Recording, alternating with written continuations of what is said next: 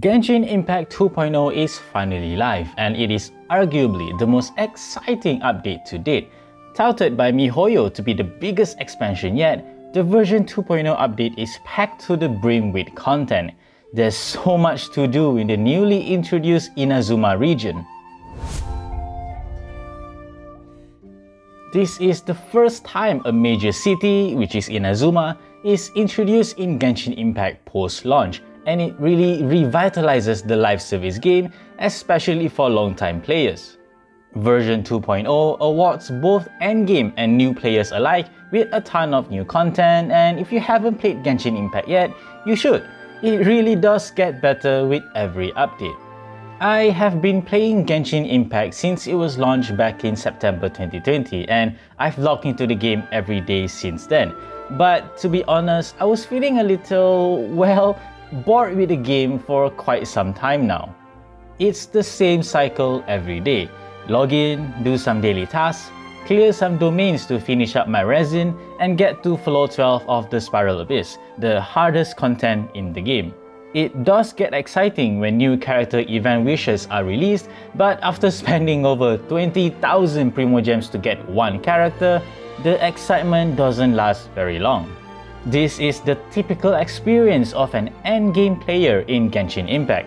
Personally, the best time I had in the game was when I was still new to it, exploring new areas, engrossing myself in the compelling storyline, and reading up on the rich lore of the game. As I finish up every content Genshin Impact had to offer with every new update, these moments are few and far between. That's exactly why the version 2.0 update is so interesting. I can finally relive the experiences that made the game so good. More specifically, I'm looking forward to the story that revolves around Inazuma.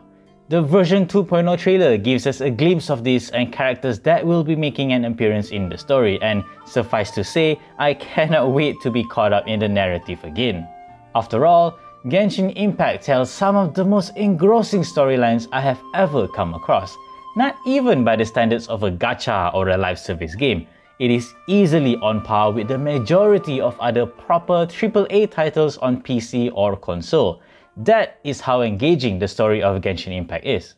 Speaking of which, there is no doubt that the gacha aspect of Genshin Impact is one of the biggest draws of the game, but that's because the characterization of these characters are done so well. In fact, assuming they will be playable in the future, I look forward to pulling for the Raiden Shogun as well as Yae Miko. Anyway, I've spent some time in Genshin Impact 2.0 exploring Inazuma, and I am absolutely loving it. The city itself, which is based on Japan, looks fantastic. This revolves back to why Genshin Impact is such a good game in my book. It's been so long since I've explored a brand new area. Granted, version 1.6 introduced a new area as well, the Golden Apple Archipelago, but that doesn't really compare to the sheer size of Inazuma and its unique landscapes. That reminds me, only half of Inazuma is actually accessible in Genshin Impact 2.0. Inazuma is made out of 6 main islands, but at the moment, only 3 islands are available. While I'm loving version 2.0 of Genshin Impact, it is by no means perfect. The NPCs in the current Inazuma storyline, for one, are recycled assets with small changes here and there. Only their clothes and facial hair were changed. It's evident that these are the same character models, which detracts a little bit from the overall polish of the narrative. Nonetheless, I'm still thoroughly enjoying the version 2.0 update, and I cannot wait to go through the new story quests and meet all of the new characters. So far, it's confirmed that Kamisato Ayaka and Yoimiya will make an appearance in the current arc, and each of them will get their own story quests as well. Mihoyo continues to improve Genshin Impact with every new update, and this version 2.0 update is by far the most significant one to date. The fact that I can also continue my progress on the PS5 now, and vice versa, makes it even better, even if there are some limitations in place. Now, if you'll excuse me, I need to get back to Inazuma. I'm hoping to meet the Raiden Shogun soon. Also, leave a like if you like this video, subscribe to our channel if you haven't already, and always stay tuned for more good stuff to come here on this channel and nextreef.com.